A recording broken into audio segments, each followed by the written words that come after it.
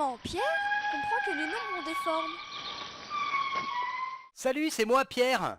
Je suis vraiment très content de vous voir parce que j'ai plein de choses à vous raconter. Ça y est, on les a rencontrés les autres. C'est génial, ils sont marrants, ils ont une drôle de couleur, un petit peu verte comme ça.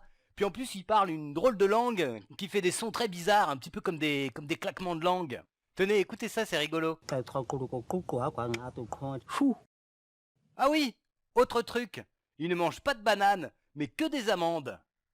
D'ailleurs, ils disent qu'ils s'appellent les Amandins et qu'ils sont le peuple des amandes. Bon, évidemment, il fallait s'y attendre. Certains disent qu'il faut s'en méfier parce qu'ils sont pas comme nous. Bon, moi, je trouve qu'ils ont l'air sympas et en plus, à part la couleur, ils nous ressemblent vraiment beaucoup. Puis de toute façon, ça me paraît pas très malin de se méfier d'eux simplement parce qu'ils sont pas exactement comme nous. Au contraire, ça peut être intéressant. Bon, évidemment, au début, on n'arrivait pas à se parler, mais assez rapidement, on a réussi à se comprendre et alors du coup, on a commencé à se montrer tout ce qu'on savait faire. C'était vraiment à qui pouvait en montrer le plus. Alors évidemment, bon, moi, il y a une chose qui m'intéresse surtout, c'est de voir comment ils font avec les nombres. Alors bon, ils savent compter, mais ils n'ont pas d'écriture. Alors quand il a entendu ça, notre chef, il a eu un accès d'orgueil, et il a voulu montrer aux autres, aux chefs des autres surtout, qu'on était les plus forts, en les impressionnant avec notre écriture. Et il a dit que nous, on était le peuple des nombres, celui qui maîtrise les quantités. Et quand il a dit ça, il a pris son air le plus important possible. Bon, pour nous aussi, c'était une vraie surprise, parce que jusqu'à présent, on n'avait jamais eu de nom de peuple, on était juste nous. Alors nous, on se disait, qu'est-ce qu'il raconte le chef? On voit bien que c'est pas lui qui se casse la tête toute la journée à faire des additions, parce que nous, on sait ce que c'est, et on est sûr que on est bien loin de tout savoir sur les nombres. Alors je sais pas pourquoi, mais ça a l'air aussi d'agacer le sorcier, je sais pas pourquoi ça.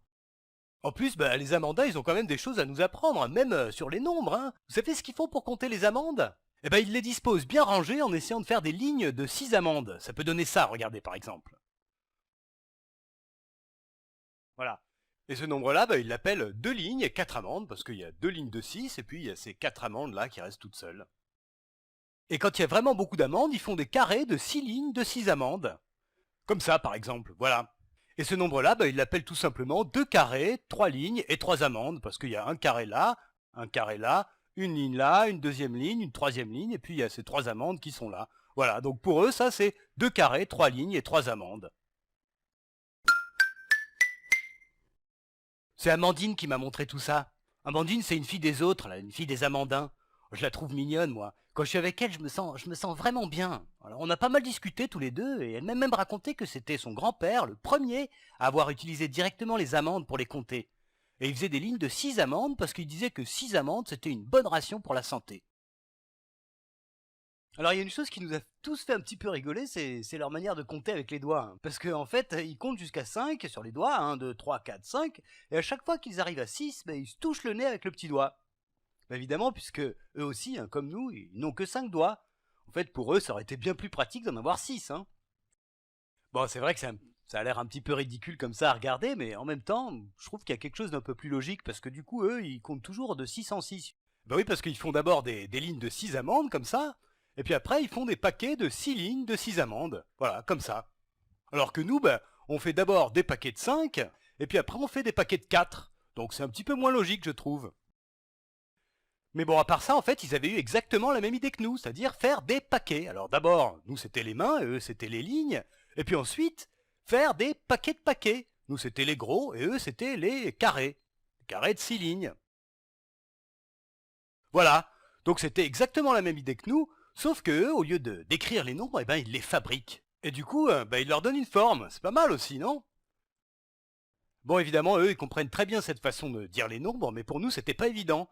Alors, il fallait qu'on trouve une manière de traduire leurs nombres dans notre écriture. Parce que, par exemple, s'il y avait un des autres qui arrivait, un amandin, là, pour me demander, je sais pas, un carré, 2 lignes et 3 bananes, il fallait que je puisse comprendre ce qu'il voulait. Et en fait, cette façon de faire en passant par les formes des nombres, c'était assez pratique. On arrivait assez facilement à traduire les nombres dans notre écriture. Regardez par exemple là, le nombre de tout à l'heure, celui-là, là, 2 lignes et 4 amandes. En fait, pour nous, c'est 3 mains et une amande, parce que regardez ici, j'ai 1, 2, 3, 4, 5 amandes. Donc ça, c'est déjà une main. Voilà, il y a déjà une main d'amande. Là, j'en ai une deuxième en dessous. Voilà. Là, il y a aussi 5 amandes, donc une main d'amande. Puis là, en fait, j'en ai une troisième. 1, 2, 3, 4, 5. Elles ne sont pas disposées pareil, mais c'est quand même une main d'amande, ça. Puis après, en fait, il me reste plus que cette amande-là, hein, toute seule. Donc, c'est exactement ça. En fait, ici, j'ai 3 mains et une amande. Voilà. Et l'autre nombre, voilà, le plus gros, 2 carrés, 3 lignes et 3 amandes, bah pour nous, c'est 4 gros, 2 mains et 3 amandes. Ah oui, parce qu'en fait, un gros, c'est 4 lignes de 5. Donc là, j'ai 4 gros. Regardez, voilà. Bah, si vous n'êtes pas sûr, hein, si vous pensez que je me suis trompé, vous pouvez mettre la vidéo sur pause et vérifier. Hein. Il suffit de vérifier que j'ai bien entouré à chaque fois 4 lignes de 5, hein, c'est-à-dire un gros, c'est 4 lignes de 5. Puis après, bah, j'ai 2 mains, hein, puisque une main, c'est 5 amandes. Et puis il me reste ces 3 amandes. Voilà. Donc ça, c'est 4 gros, 2 mains et 3 amandes. Alors le truc qui nous avait vraiment tous très intrigués, c'est que, en fait, on s'en était jamais rendu compte, mais en fait, les nombres, ils ont des formes. Alors ce qu'on a fait, c'est qu'on a pris des cailloux pour les dessiner. Alors d'abord, on a remarqué qu'il y en avait pas mal qu'on pouvait mettre en rectangle en faisant des lignes de même longueur. Par exemple, avec 6 cailloux, je peux faire comme ça. 1, 2, 3, 4, 5, 6, 2 lignes de 3.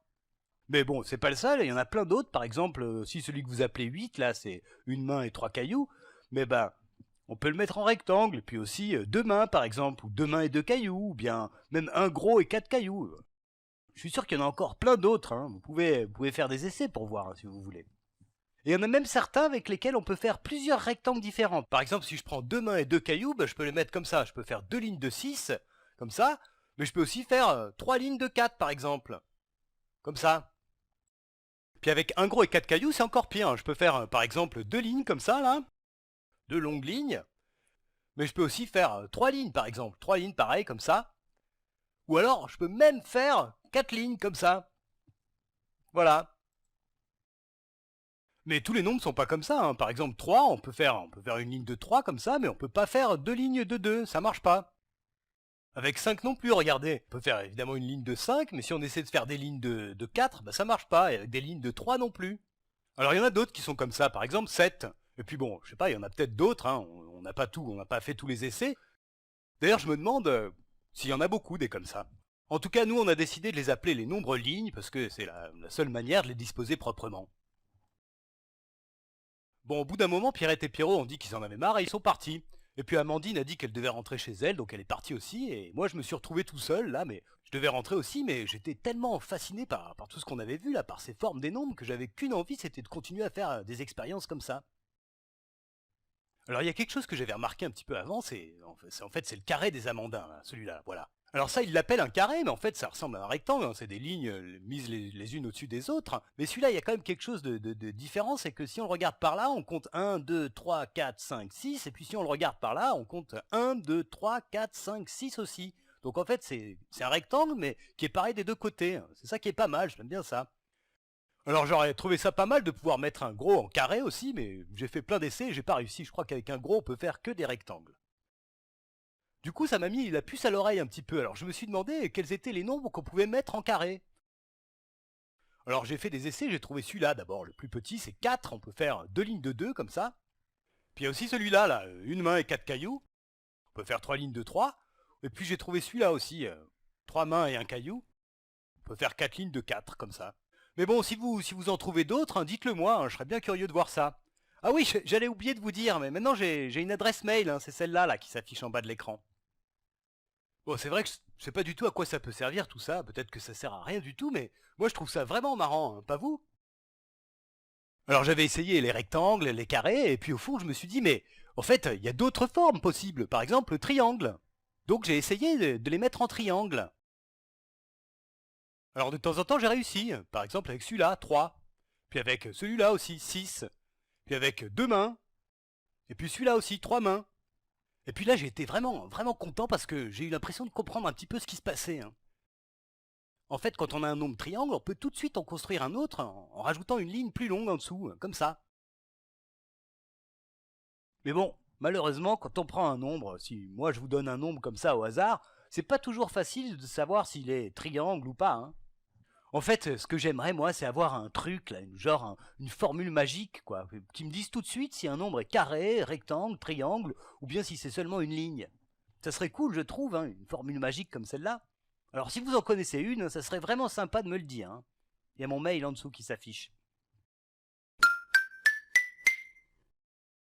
Bon, j'étais en train de faire tous ces essais, puis à un moment, je me suis aperçu qu'en fait, il y avait le sorcier qui était là et qui m'observait attentivement sans rien dire. Et puis tout d'un coup, il est parti précipitamment en grognant. Bon, moi, ça m'a pas trop inquiété, j'ai mis ça sur le compte de sa mauvaise humeur à cause du chef, là, tout à l'heure. Bon, je vais vous laisser, j'ai encore du boulot, mais quand même, c'était vraiment une bonne journée, hein. Ah, puis j'oubliais une chose. En passant, on avait remarqué, grâce aux cailloux, qu'on pouvait compter aussi autre chose que des bananes ou des amandes. Alors on s'est mis à compter des tas de choses, hein. Les bananes et les amandes bien sûr, mais aussi les jours, les pleines lunes, les copains, les gens, les grottes, les doigts. En fait, je me demande même s'il pourrait exister quelque chose d'impossible à compter. Alors bien sûr, j'ai tout de suite pensé aux points brillants dans le ciel, c'est difficile de les compter, ceux-là, il y en a tellement. Mais au fond, peut-être que si j'avais vraiment le temps, j'y arriverais. Non, je sais pas vous, mais moi ce que j'aimerais vraiment savoir, c'est s'il existe quelque chose de vraiment, vraiment impossible à compter, même si on vivait pendant très longtemps, des mammouths de mammouths de mammouths de mammouths d'années, ou même encore beaucoup plus. Bah, si vous avez une idée, hein, écrivez-moi. Allez, à la prochaine!